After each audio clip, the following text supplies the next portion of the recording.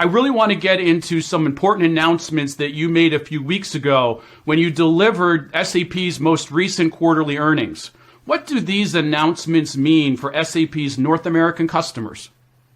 Yeah, thanks a lot, Geoff, for the question. Look, I mean, SAP was definitely not short of events in, I would say, not only in the last 2 weeks, I guess in the last 6 months. I mean, I will never forget the moment when I became the CEO of SAP, because at the same night, I also became second-time father. So at this night, I had actually to overcome the biggest challenge, going between the hospital and the press conference here in the headquarters.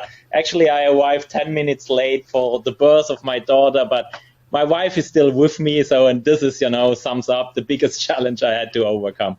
Then, of course, in the last 6 months, I mean, we turned SAP from left to right. I mean, we did a massive reorganization. We brought all customer-facing organizations together in one board area called customer success with a huge focus on outcomes. And we get very positive feedback because now we are not organized anymore in so many silos. We can really also support our customers end to end, from sales to service, and of course also to customer adoption. And then, of course, we also took all of our application development teams together to regain our strengths of running business models end to end, of running business processes end to end. And again, we see tremendous outcomes, which we also will see later on. And then, of course, the last 2 weeks, what did happen? And let me just explain that maybe with one example. Why did we change our financial ambition? I guess a few days ago, we all heard about the positive news that there is a potential vaccine against COVID, this terrible pandemic. And now guess which software provider is training now with the software a lot of new workers to produce this vaccine? Which software provider is actually now helping to scale the production and the delivery of the vaccine across the globe? Which software provider offers the procurement solution to make sure all the ingredients are there, and despite a lot of country lockdowns we have to overcome? This is SAP, and this is the business transformation of one of our customers, which has to happen now to enable them to innovate and scale at the time where a lot of people have to either work from home or you're facing other restrictions, what I also mentioned around the country lockdowns. And we are doing the same with customers in retail. In the public sector, we are offering new solutions now to digitize, how, for example, hospitals can, infected people, how can we organize them to intensive care beds, to optimize that the people get very fast the treatment they need. And there are many, many more examples. And what I also heard, and what I got a lot of calls, is from many CEOs who are also scared around their mission-critical business processes, and especially the ERP-related processes, where they said, Christian, running my own IT, I don't know if I can keep my business up and running. So please also send us to the cloud and transform my business from there. And then, I guess a few months back, I had to look into my financial ambition of the company. And that was actually telling me a different story. Going against our customers, not co-innovating, not transforming, not investing into their future success, sticking, more than ever to maybe, too much on-premise business. Then we had to make a tough decision because I knew that this is, of course, not positive news to our investors short term. But I'm 100% sure of that. And I'm, as the CEO of SAP, I have to think about my customers first. I have to think about the employees, and I have to think about the mid and the long-term success of this company. And this is what we did. And I'm feeling more confident than ever that now we have also the foundation to move forward together with our customers. Can you take a moment and talk about how you expect to drive innovation that is impactful to us here in North America? Yeah, thanks a lot, Geoff. And indeed, this is a very important question, which I also want to give our customers a clear statement on. So first, we had, some attrition on the board level, and I know also that, a few colleagues left, which were located in North America. And I also know that created maybe here and there a bit of concern. But it's a matter of fact that SAP is a truly global company. We have over 200,000 customers in North America. when I look at the innovations which are, coming out in tech and then make it to the world, it's North America. We have over 25,000 employees there. We have, in over 40 locations from the east to the west coast. We are further doubling down now, also investing in North America, because what I feel, and this is very true, I'm not only saying that because we are now here in a North American event, I see that these customers are also at the forefront, of the transformation. And either it's in Newport Beach, where we co-innovate with retail customers, or where we co-innovate with public sector customers, or Palo Alto, or in other hubs in the US, we really want to double down. And then same is also true actually for Canada, with Vancouver and Toronto, where we also will further invest. Because co-innovation starts with being close to the customer, and it starts about innovation, and this is where we will double down on, especially in North America. And with regard to the leadership in this country, yes, the board is maybe a little, German these days, and this will also change. Again, there will be also other times. But when you look at the leadership underneath, we have with DJ Peroni a fantastic president. We have a fantastic team delivering, many, many go-lives in times of COVID. We have with Michael Weingartner, our head of, the platform, Jill Popelka, we have Mac Beer, we have Amy Wilson running SuccessFactors out of North America. We have now, back to SAP's John Wuke running spend management. So when you exactly look at the level of management underneath the executive board, I actually have more one-on-ones, with the management team in North America. So we have a strong footprint, and we also will make an even stronger commitment to our customers in North America. What thoughts is SAP having about making S/4HANA adoption easier for customers, whether that be financially easier, implementation easier, or time to value easier?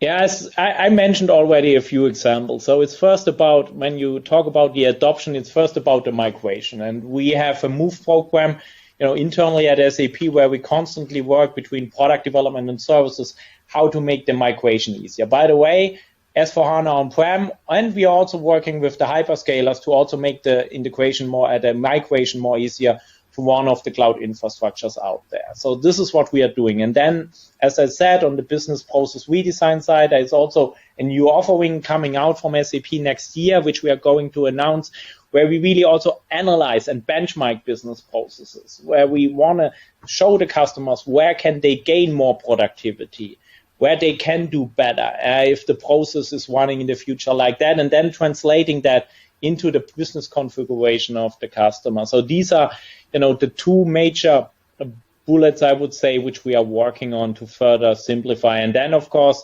with the move to the cloud commercially, we are constantly working also on improving the TCO. We massively slimmed down the architecture of S/4HANA Cloud. There were a lot of simplification in the stack. We improved the TCO really tremendously, and we can offer also now a very, very attractive price to our customer. And this will still continue also in the years to come, not only for S4, but also for our other cloud applications.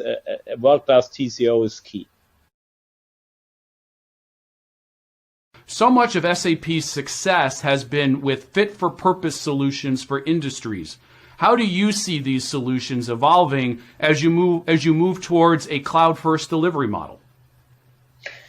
Extremely important. I mean, when I talk to CEOs these days, the first talk is around COVID, and the second talk is about industry-specific capabilities. How can we help them to transform the business model? And when you look into ERP, a lot of modifications what our customers build around the ERP in on-prem were actually industry specific. So this is why we said, hey, this is actually SAP's why. This is our market, because again, to the point I made earlier on, this is how we can naturally expand, the business process of our customers for their industry specific needs, no matter if it's in retail, in public sector, and so on. This is the promise of the industry cloud. We already have roadmaps out there. By the way, I got this week from the chemical industry a big appraisal that the roadmaps are very clear. It's very clear what is coming when.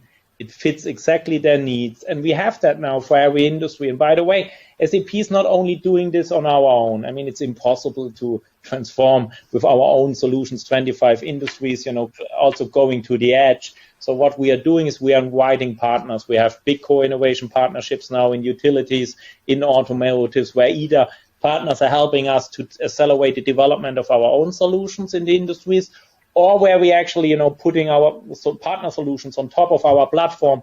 They are adapting then, again, the data model and other services to then also, use partner solutions to seamlessly, extend our own applications. Marketplace is therefore very important. Our app store, we will further invest into that so that our partners can really offer that in a seamless way, that customers can come in, buy in the marketplace, and then next hour it's actually seamlessly provisioned on the platform, and actually it just fits very well to our core applications. This is the promise of the industry cloud. I see tremendous progress there, and for me, it's just what is for me so great to see is when you're then sitting with automotive customers, we are talking about, hey, how can we actually, not only increase the transparency of the supply chain of an automotive enterprise? How about increasing the transparency of an automotive also across their, suppliers, so that when you have your telemetry data of your car, that you can immediately refer back, which part of the car has now an issue, and the supplier can already use this data to make sure that he improves the quality, or that the dealer, next door also has this part, so that we can really fix the issue of the car much faster. So that we are really thinking about new ways of running also automotive companies, and that's the same for retail, utilities, where we talk a lot about, different consumer needs in the future, how to help utility companies to retain their customers, the consumers with them. This industry is changing a lot, and it's fantastic to see how much customers are really getting attracted by that, and just so nice to see how then the portfolio of SAP is really coming together. I hear you play a mean game of table tennis. So who at SAP is your toughest opponent?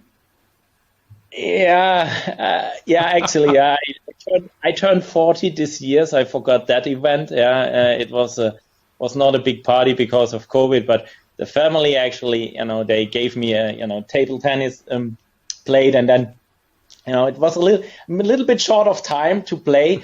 My little one at home is 3, so he's also not yet, ready to play. Our CFO, Luka Mucic, he actually still, I guess, believes he's the better player, but, let him, believe that, the reality will prove if he's right. Hopefully you're closing that gap with Luka pretty quickly.